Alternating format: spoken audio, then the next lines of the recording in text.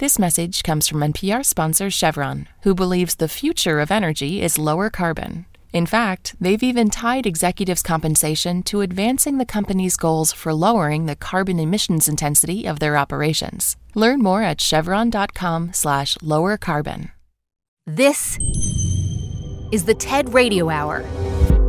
Each week, groundbreaking TED Talks. Our job now is to dream big. Delivered at TED conferences. To bring about the future we want to see. Around the world. To understand who we are. From those talks, we bring you speakers and ideas that will surprise you. You just don't know what you're going to find. Challenge you. We truly have to ask ourselves, why is it noteworthy? And even change you. I literally feel like I'm a different person. Yes. Do you feel that way? Ideas worth spreading. From TED and NPR. I'm Anusha Zamarodi, and on the show today, ideas about beauty. I have been thinking about beauty culture and appearance standards a lot these days. How much beauty means to us, not just as women or men, but as society. If this voice sounds familiar, it's because you've heard her all over NPR. It's our very own Elise Hu.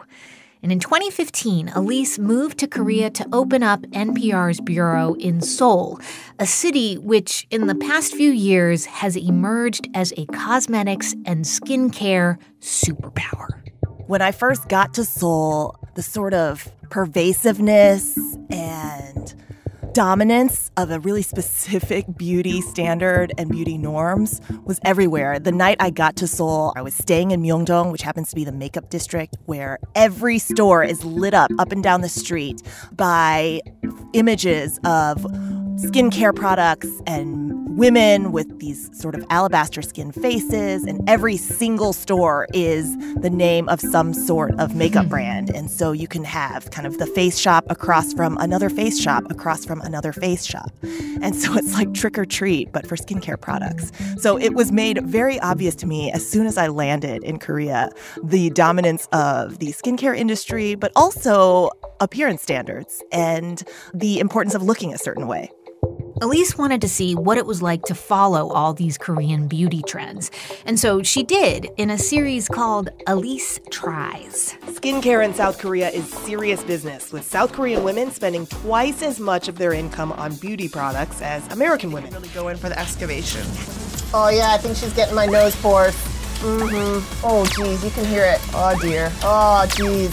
I can actually feel stuff being sucked up. I want this off my face so bad because I feel like I'm feeling a little claustrophobic. Oh my gosh.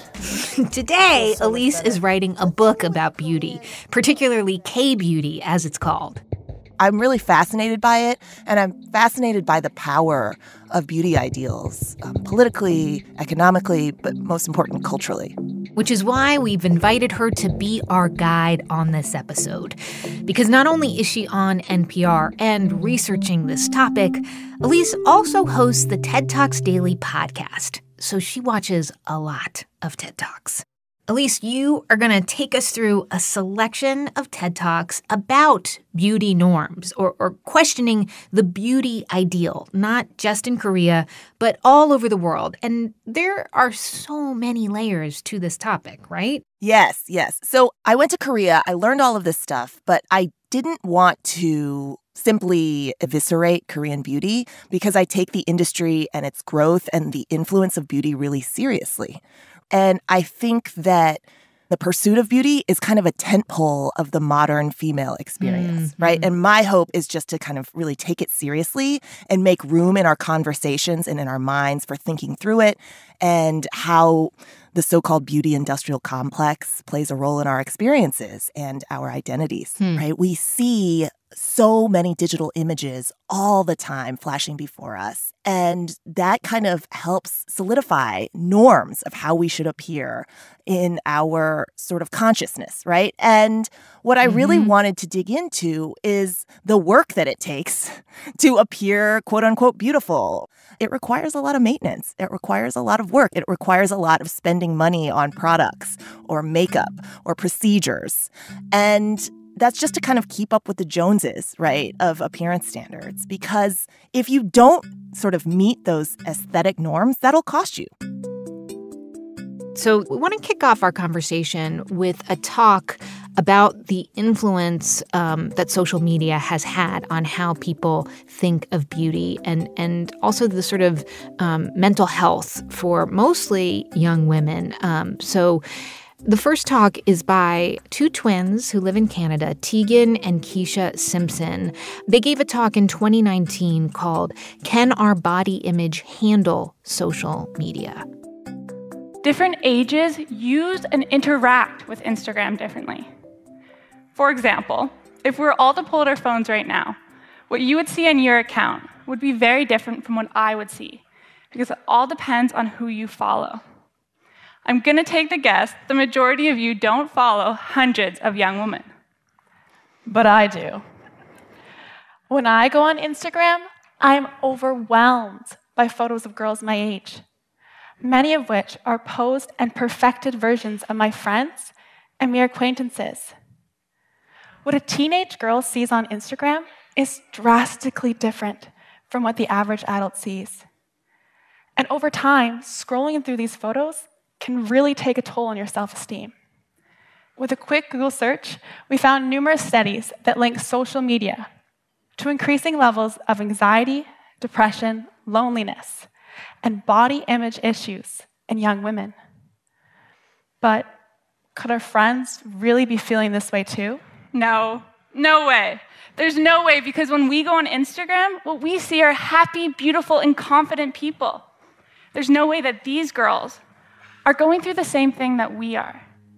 Yet the more we researched and Googled, the more concern we felt. Oh, Elise, just listening to these young women is stressing me out, because there are many worrying studies that link social media to depression, even suicidal thoughts, especially for teenage girls. But there might be some people who are thinking, well, then just don't go on social media. How would you explain it to people who maybe just don't understand what young women are dealing with these days? Well, this visual culture doesn't just get propagated on Instagram or on TikTok or places where teenagers spend time, right? How we look and how we're supposed to look is communicated in so many different channels and across so many different ways that we receive images and are bombarded with images.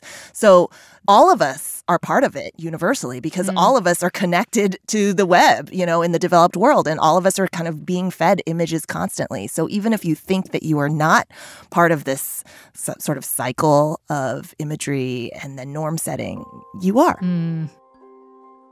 Okay, so another thing that Tegan and Keisha bring up is just how common it is today to edit and filter yourself, your photos, on social media. The biggest surprise for Tegan and I was how many young women admitted to using Photoshop regularly. I could go on right now, and in a few moments, I could have a photo of myself with longer legs, a thinner waist. I could remove acne, remove a fat roll, or I could even give myself that perfectly round butt that everyone is talking about. Now, these issues aren't new. We've been comparing ourselves to Photoshopped images forever. I'm sure many of us have been in a grocery store where we opened up a magazine, scanning through pages of perfectly Photoshopped, beautiful people. But what if you opened up these magazines and the photos were of your friends?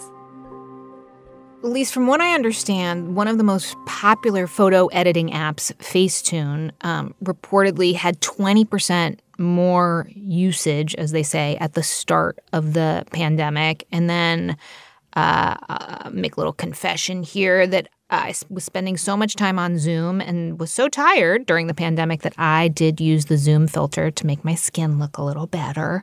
And why not? Well, I don't know. It's not, in the name of truth, like, where do we start to draw the line? What have you been hearing about this? Like, and to what extremes will people go to try to make what is fake, let's just call it that, a reality? Yeah, so one of the questions that I'm asking is, A, where do we draw the line when it comes to self-improvement? That's a key question.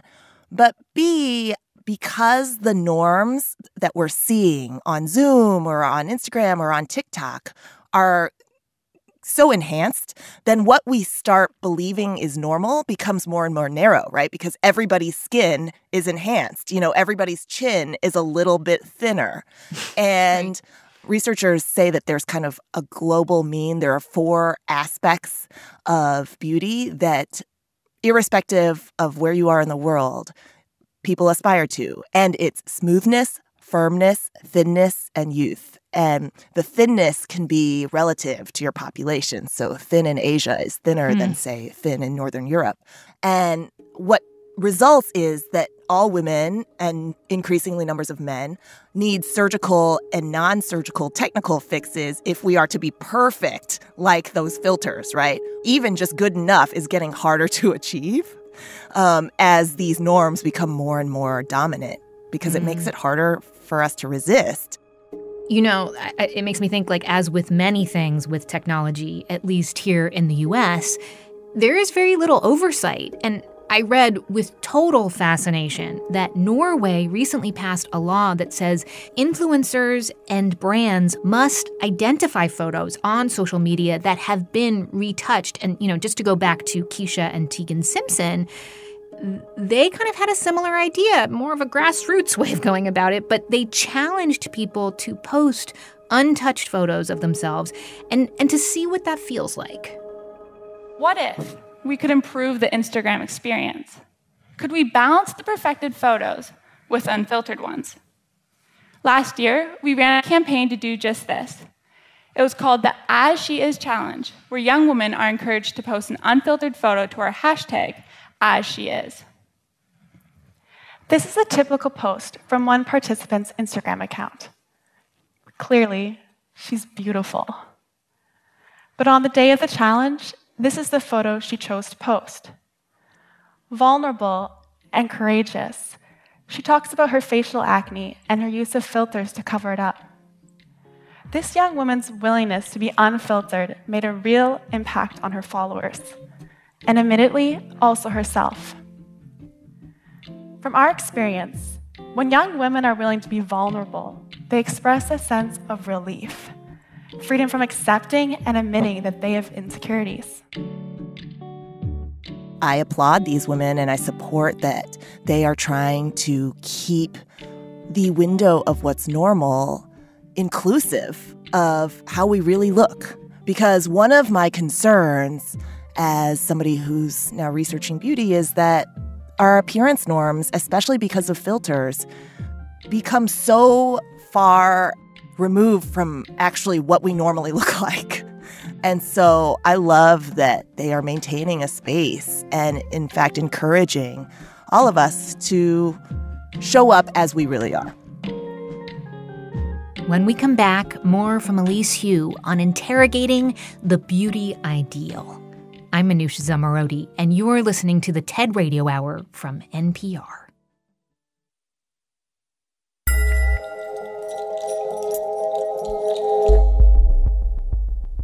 This message comes from NPR's sponsor, the John Templeton Foundation, harnessing the power of the sciences to explore the deepest and most perplexing questions facing humankind.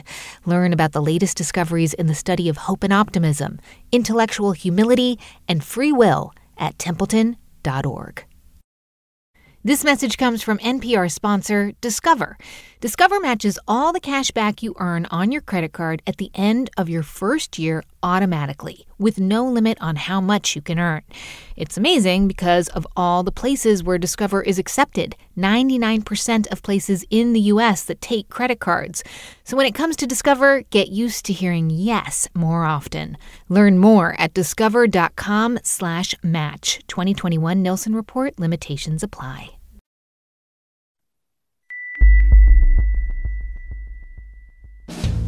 NPR's Planet Money Summer School is in session. This season is all about investing. Like, is it better to buy a lot of one stock or a little bit of a lot of stocks? What are bonds? Is it ever too late to start investing? New classes every Wednesday till Labor Day in the Planet Money podcast feed. It's the TED Radio Hour. I'm Anoush Zamarodi, and I am so pleased to be spending the hour with longtime journalist Elise Hu. She is the host of TED Talks Daily, and she is working on a book about beauty norms, beauty standards, and why we think someone is beautiful but not someone else, and all the work we have to do to be quote-unquote beautiful. Right, Elise? That's right. You packed a lot into that, and thank you. Okay, so the next TED Talk that you have brought us, it's a fascinating one. It is from a woman named Sasha Sarago. She is an Aboriginal writer and model in Australia, and she gave this talk in 2020. And so just let's get right into it. Sasha starts off telling a story from a few decades earlier when she was a preteen at a friend's birthday party. And a friend's sister asks her the question, "So what's your background?" And like any proud Aboriginal child would declare, I'm Aboriginal. Given the reaction of the room, being Aboriginal was clearly a dirty word. And at the tender age of 11, I was told by my best friend's adult sister that I was too pretty to be Aboriginal. By this time, my mouth is dry. My blood is boiling.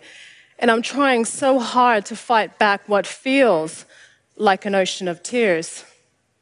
I calmly join my circle of friends and begin to fake laugh at whatever's funny to mask my embarrassment as I clutch on to my newfound complex. And this is why we need to change our perceptions of beauty. And how we do this is by learning from Aboriginal women, their stories and perspectives. Because right now, pretty hurts. Pretty hurts because you're trying to erase my Aboriginality, to applaud my proximity to whiteness. Pretty hurts because aimed at an Aboriginal woman, it is a weapon loaded in racism, sexual exploitation, and cultural genocide.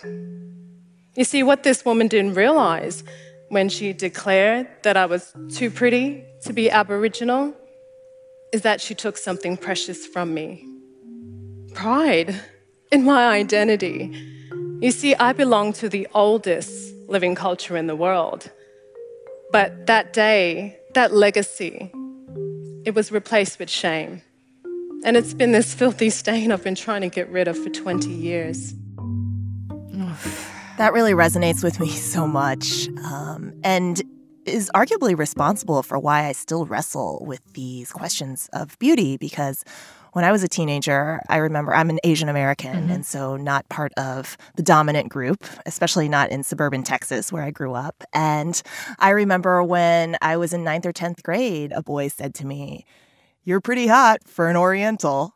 So that kind of just backhanded compliment / outgrouping at the same time, you know, it does make you feel and internalize a sense of shame. And that's such a shame, right? Yeah, and actually, Sasha goes right on to say that the way that Aboriginal women define beauty is completely different.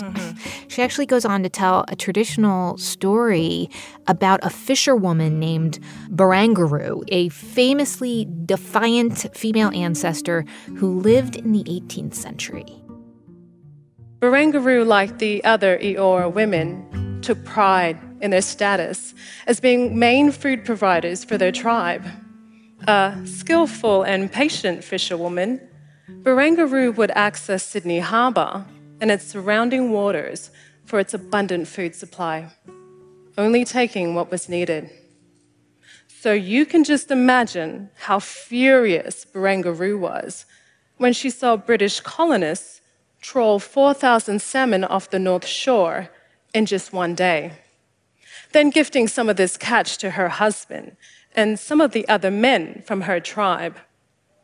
Barangaroo knew such a wasteful act would threaten the Eora women's cultural authority within the tribe, furthermore destroying their traditional way of life. So Barangaroo rejected British laws and customs, their food, drink, and social etiquette, even when her husband decided to conform. When Barangaroo and her husband Bennelong was invited to dine with Governor Phillip and the British Party, Barangaroo stayed true to who she was. Instead of wearing colonial attire, a tight corset, and a gown layered in silk, she came sporting her traditional wares. White ochre and a bone through her nose. What Barangaroo illustrated was, Indigenous beauty is authentic.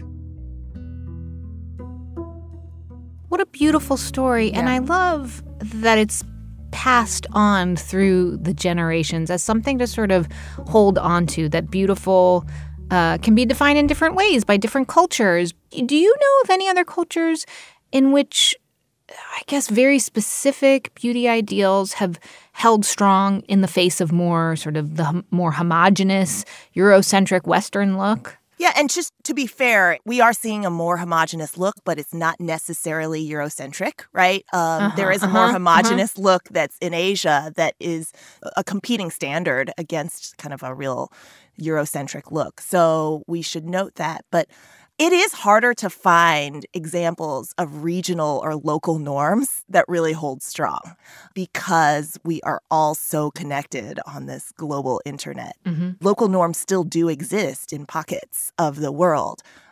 I just think what's considered sort of globally beautiful is now something that we see and is becoming more and more flattened. Yeah, because as you say, we're all looking at the same web, exactly. Which actually I think is one of the reasons why Sasha, by the way, started what she says is Australia's first Indigenous and ethnic women's lifestyle blog and magazine. Cool.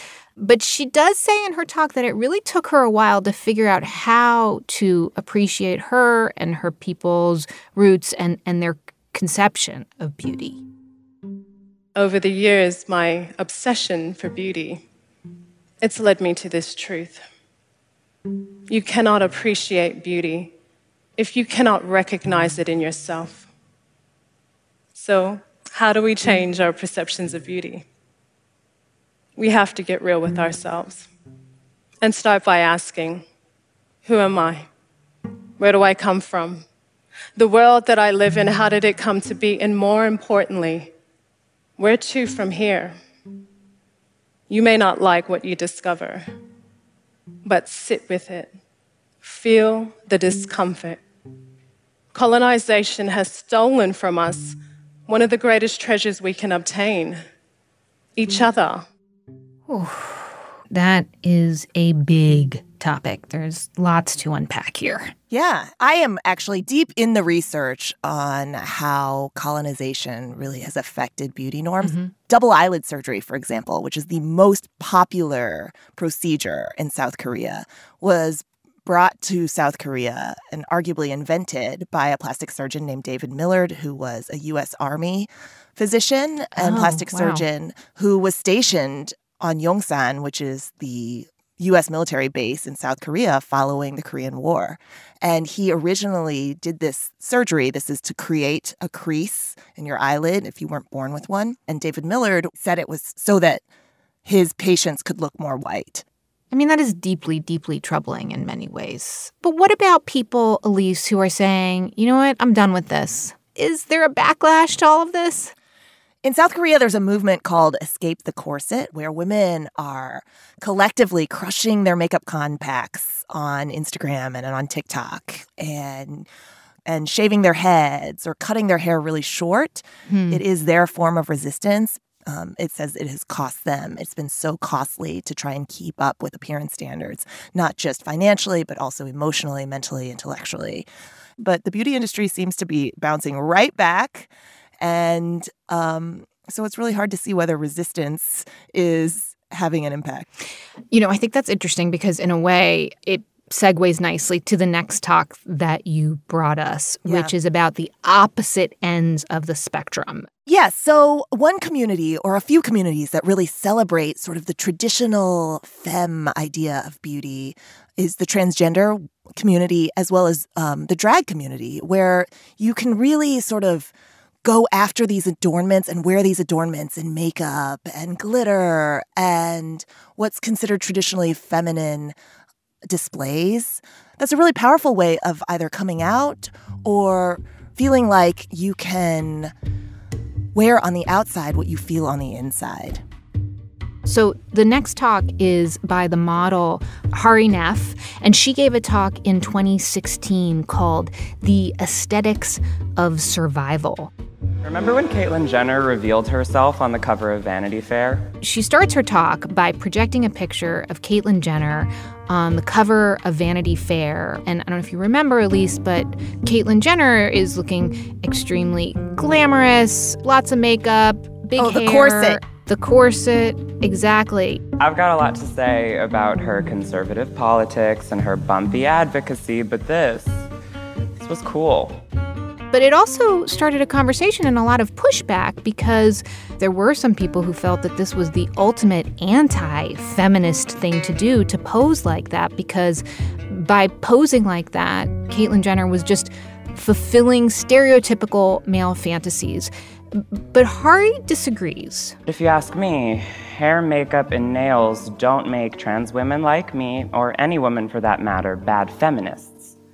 And sure, what if Caitlyn had appeared on the cover of Vanity Fair in a pantsuit with no makeup, her hair pulled back, arms crossed? Yeah, I think she would have looked really cool, but would we all have accepted her so readily as a woman? Would she have appeared on the cover of Vanity Fair to begin with? It's time for the aesthetics of upwardly mobile feminist respectability to make room for the aesthetics of survival, particularly trans survival. It's time to revise what a feminist looks like, especially if hair, makeup, and nails allow her to get jobs, make friends, or ride the subway home safely at night. It's time to free the femme, because some of us need it, or just like it, and that's okay.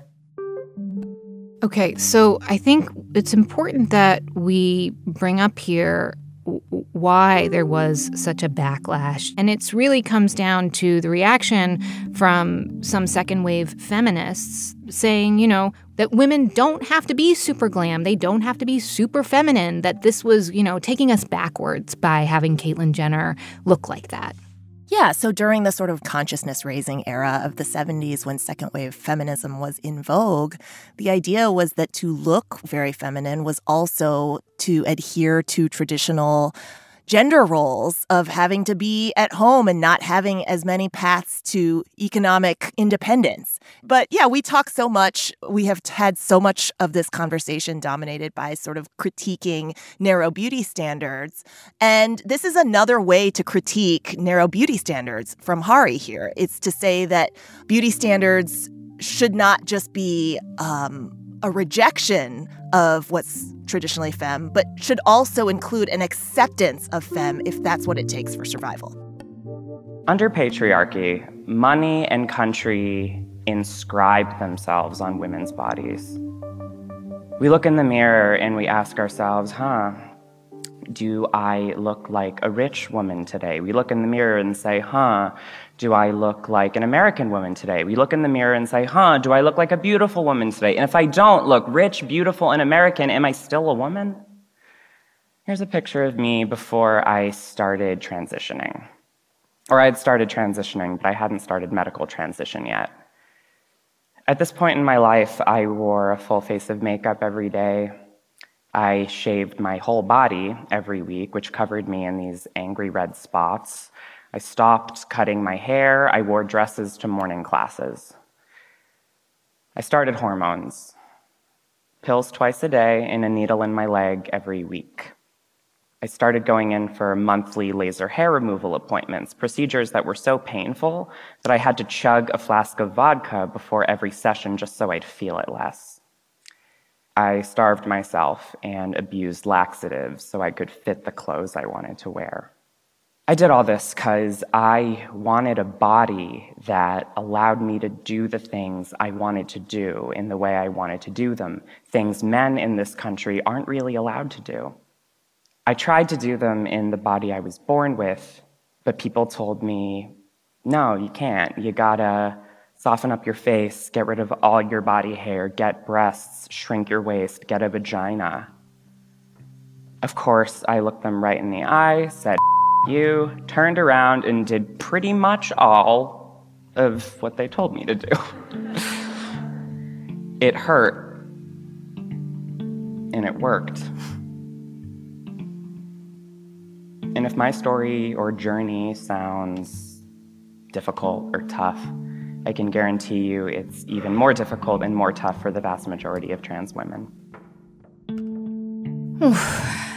That is so hard to hear, especially the part when Hari admits she feels that she needed to suffer all that pain to achieve what she wanted. And then she alludes to the violence that many trans women also suffer. Yes. According to one study, trans people are 4 times as likely to have violent crimes perpetrated against them compared to cisgendered people.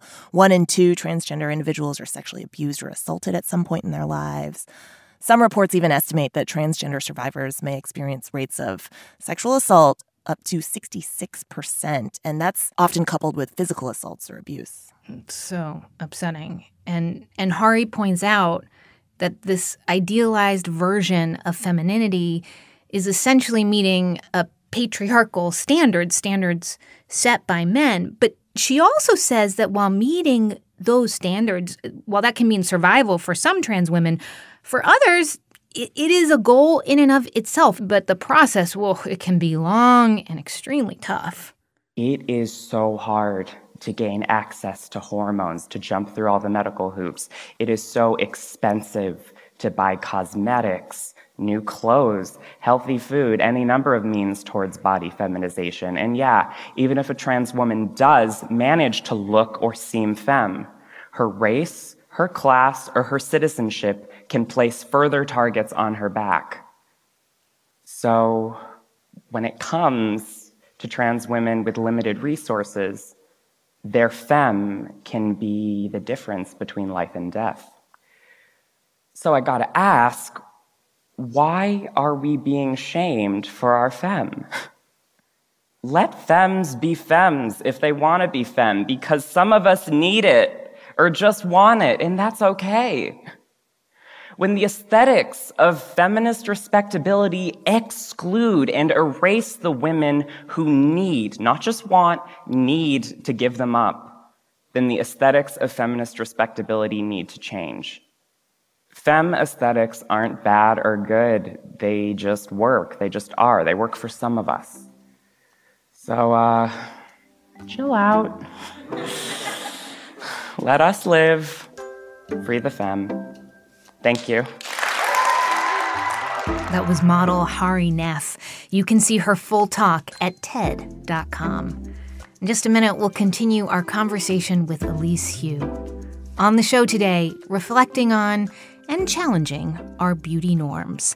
I'm Manoush Zomorodi, and you're listening to the TED Radio Hour from NPR.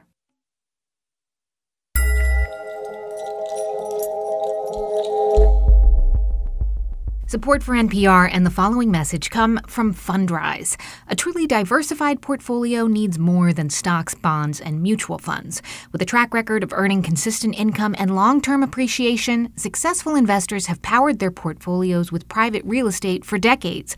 Fundrise provides all investors access to diversified portfolios of private real estate with their industry-leading, easy-to-use platform.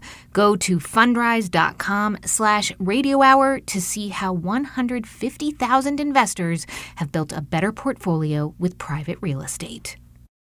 This message comes from NPR sponsor Discover.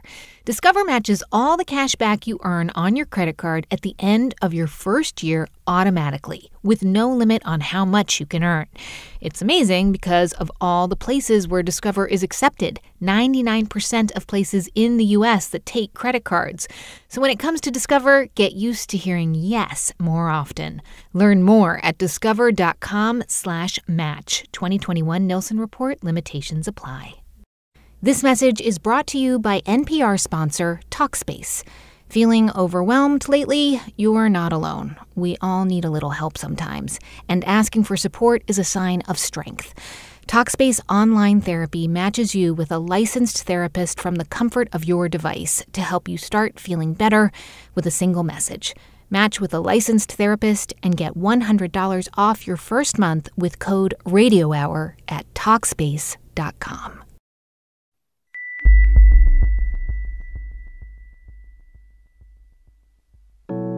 It's the TED Radio Hour from NPR. I'm Manoush Zomorodi. And on today's show, the beauty ideal.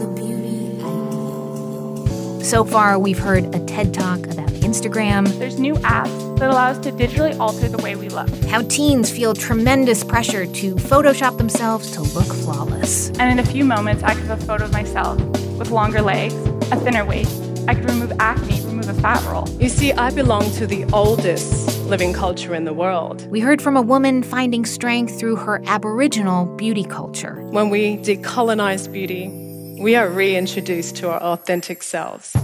It's time to revise what a feminist looks like. And we learned that traditional femme standards, criticized by some, can be a real lifesaver for some trans women. Especially if hair, makeup, and nails allow her to get jobs, make friends, or ride the subway home safely at night. Riding shotgun with me is Elise Hu, host of the TED Talks Daily podcast. She is also writing a book about this subject. Hello, Elise. Hello, Manoush. And Elise, a constant theme running throughout our episodes so far has been body modification, right? The good and the bad. One of the biggest questions that I wrestle with as I research and write this book is how do we square the beauty ideal in a virtual world and a real world when the lines between the worlds are getting so blurred? And there's not only the technology of sort of self-surveillance, the idea of sort of cameras in our pockets and us being able to see one another all the time and then surveilling ourselves because we're aware that we're seen all the time. So that's one kind of technology. The other is the technology of self-improvement because there are so many beauty filters that normalize or teach us the ideals. Then we sort of fall into that and we start to chase that in a way that appears not only in our images, but maybe on the living canvas, maybe on our actual bodies, because that's becoming more and more accessible in lots of places in the developed world.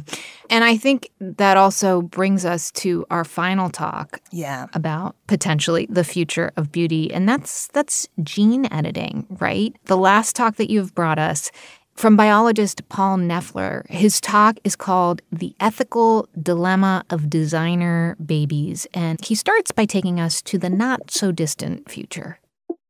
Let's pretend it's the year 2030, and you're a parent. You have your daughter, Marion, next to you. And in 2030, she is what we call a natural because she has no genetic modifications. And because you and your partner consciously made that decision, many in your social circle, they kind of look down on you. They think you're like a Luddite or a technophobe. Marion's best friend, Jenna, who lives right next door, is a very different story. She was born a genetically modified designer baby with numerous upgrades. And it's become very clear to you that Jenna is extraordinary. She's incredibly intelligent. If you're honest with yourself, she's smarter than you. And she's 5 years old. She's beautiful, tall, athletic, and the list goes on and on. And in fact, there's a whole new generation of these GM kids like Jenna. And so far, it looks like they're healthier than their parents' generation, than your generation. And they have lower healthcare costs. They're immune to a host of health conditions, including HIV/AIDS and genetic diseases. It all sounds so great. It does all sound so great. On the one hand, I'm like, awesome, a healthy child who doesn't have to deal with disastrous illnesses in their lifetime, ever.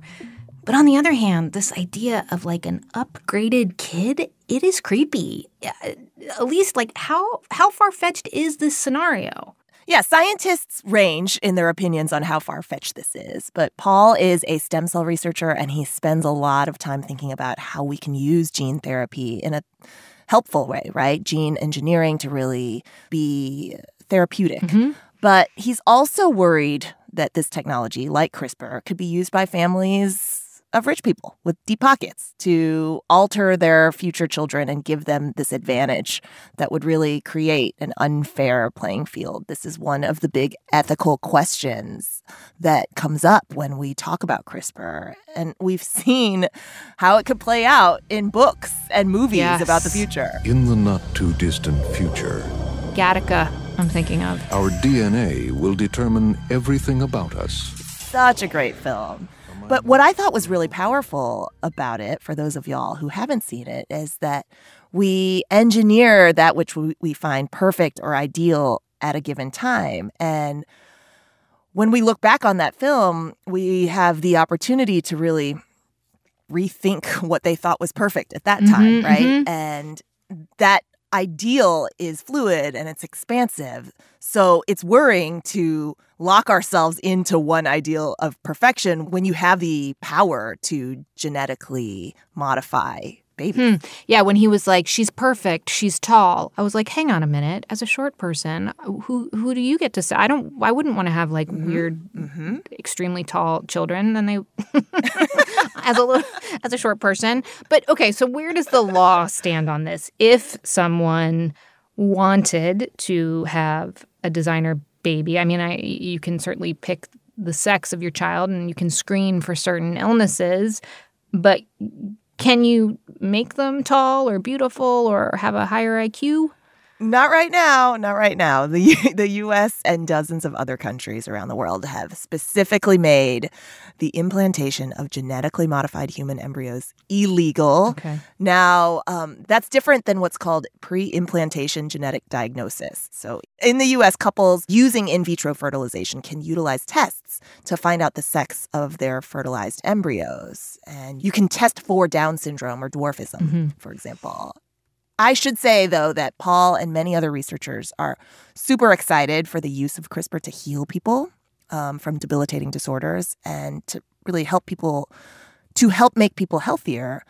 This work to splice genes is really amazing and amazingly inexpensive. But as I learned when I covered the Future Beat for NPR after I got back from Korea, what happens is there's kind of an arc to these human enhancement technologies or biotech. They go from assistive and therapeutic or medical, as CRISPR is now, but then they move into augmentive, right, to bettering ourselves, making us faster, stronger, smarter, and then could reach a place of adaptive, which is actually changing our very selves. And in that sort of realm, we don't consider enough, or we don't consider deeply as a population, I think. Yeah, I always think, vanity, it can also be a very slippery slope because you think, well, I'll just tweak that one thing or I'll just dye my hair the one time and then you're dyeing it for the rest of your life. Exactly, the maintenance thing. Back to the question, where do we draw the line? Maybe even if we just look in the mirror, there might be ways we think, we could be better. I might wish, honestly, that I had more hair here, instead of baldness. Some people might wish they were taller, have a different weight, a different face. If we could do those things, we could make those things happen, or we could make them happen in our children. It would be very seductive. And yet, coming with it would be these risks. This technology is so new and so powerful that by accident, we could make them sicker. That easily could happen. And there's another risk, and that is that all of the legitimate, important genetic modification research going on just in the lab, again, no interest in designer babies, a few people going the designer baby route, things go badly, that entire field could be damaged. Yeah, so Manoush, you're a longtime tech reporter. I'm sure you remember that in 2019, there was that Chinese scientist who announced he created the first genetically modified babies. This was big news. I got a bunch of news alerts about it, and his work was really widely panned. Most of his fellow researchers were appalled about this.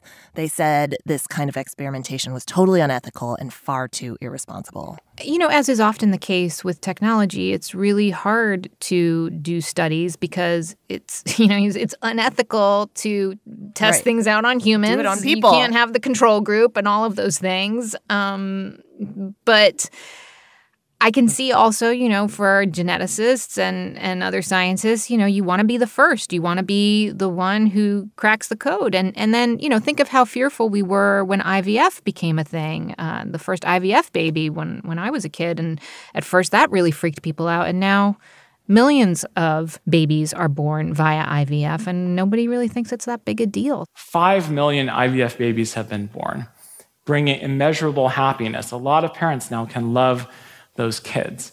But if you think about it, in 4 decades, 5 million babies being born from a new technology is pretty remarkable. And the same kind of thing could happen with human genetic modification and designer babies. So depending on the decisions we make in the next few months, the next year or so, if designer baby number 1 is born, within a few decades, there could well be millions of genetically modified humans. And there's a difference there, too, because if we, you in the audience or I, if we decide to have a designer baby, then their children will also be genetically modified and so on, because it's heritable. So that's a big difference. There's one last thing that Paul says, which I think, as both of us have covered technology, there is that it brings you back to the question is, what really makes a human a human? Like, we have to consider that before we start optimizing people to any extent, really. Let's pretend we're back in that reality. We're at a park, and our kid is swinging on the swing. Is that kid a regular old kid, or did we decide to have a designer baby? And let's say we went the sort of traditional route, and there's our kid swinging on the swing. And frankly, they're kind of a mess. Their hair is all over the place like mine. They have a stuffy nose. They're not the best student in the world. They're adorable. You love them. But there on the swing next to them, their best friend is a GM kid. And the two of them are kind of swinging like this, and you can't help but compare them, right? And the GM kid is swinging higher. They look better. They're a better student. They don't have that stuffy nose you need to wipe. How is that going to make you feel? And what decision might you make next time? Okay, I have to admit, no boogers is pretty appealing, but it does seem like in all the conversations we've had and in all the talks that we've heard, it comes down to people constantly comparing themselves to other people. It's just, it's exhausting. Absolutely, and it certainly comes into play when it comes to our looks, for sure. But this part of his talk really reminds me of one of the lessons of Gattaca, the science fiction film that portrays this very idea, which is, that there were 2 brothers, right? And one was the genetically engineered one, and the other one was not. He was the normal human and considered really low class because he wasn't engineered, but then was able to, I don't know if you remember this, but the big line from Gattaca was like that the brother who wasn't able to swim back from the ocean, he didn't save enough for the swim back. And it was the brother who wasn't engineered, who had a humanity about him, who had that sort of fire in his belly that you could not engineer for. And so there is something really valuable about that which makes us deeply human. And there are qualities, no matter what specs that we have on the outside or specs that we think are in vogue in the moment, like height, for example, maybe that's not advantageous. Maybe that's not necessarily optimizing. We don't know really, because there is kind of magic to ourselves that's irrespective of how we look or how we perform in various fields. Well, you're making me feel better about what I say to my daughter, which is that perfection is so incredibly dull and uninteresting. And it's the weirdness and the flaws and the imperfections that make people strange and interesting and worth getting to know. And so far, she seems to be buying it, Elise. Yeah, and to be fair, and I love that. I think that's beautiful. But to be fair, we are not going to give up the quest for self-improvement. There is something that's deeply human about that, right? Sure, yeah. Of potential and wanting to be better. And if how we look is so much a part of our identities and ourselves, then of course we're going to want how we look to appear better. And so what I'm circling around as an argument in my book is that we can strive for something that is more deserving of the men and women who do turn to beauty rituals, whether they're trans or cis. And that we can connect to our identities in these sort of self-care or beauty practices without being like too baked into one particular ideal, right? And without spending that much money. What I want to see is a consumer beauty culture that says that you can look like this, or this, or this, or this, or that, right? A wider spectrum can really widen our gaze and our sense of normalcy. And it's going to take, changing the people in charge of these companies. It's going to take really changing the way that we are represented in advertisements and in film and in television and in commercials, right? It's going to take norm setting of that which is more acceptable and widening our lens in the way that we talked about earlier in the show. So I think it's possible. It's just we're not quite there yet. I mean, how much does it come down to as long as all those different ways of being beautiful, quote unquote beautiful, are accepted? It's possible as long as the companies showing the pictures and making the products can continue to make money, because what we're talking about is also a consumer habit, right? Right. So South Korea for a long time did not offer foundation or any sort of cover-up that was dark, right? So I couldn't even get the makeup compact that I liked under a certain brand because I was too tan for it. My skin was too dark for it. And now they are really expanding that because of consumer demand. So we can insist, right, on some reform. We can insist on more diversity, more variety, more color, more literal color, and more acceptable norms. It's going to take pushing for it and more of the people who are bucking trends, like the Escape the Corset movement. And it's going to take more conversation like the ones we're having. Elise Hu is host of the TED Talks Daily podcast. She makes all kinds of cool stuff for NPR. You can see all the talks that we discussed on this episode at TED.com. Elise, thank you so much again. Thank you for having me. You know I love talking to you, so this is fantastic. This episode was produced by Sylvie Douglas, James Delahousie, and Rachel Faulkner. It was also edited by Rachel Faulkner. Our TED Radio production staff also includes Jeff Rogers, Sanaz Meshkinpour, Diba Mohtasham, Katie Monteleone, and Matthew Cloutier. Our audio engineer is Daniel Shukin. Our intern is Harrison Vijay Choi. Our theme music was written by Ramteen Arablouei. Our partners at TED are Chris Anderson, Colin Helms, Anna Phelan, Michelle Quint, and Micah Eames. I'm Manoush Zomorodi, and you've been listening to the TED Radio Hour from NPR. This message comes from NPR sponsor Charles Schwab. Last year taught us we don't know what tomorrow holds, but Schwab knows that successful financial planning can help propel net worth by 2.5 times. Find easy, flexible planning options and more at schwab.com/plan.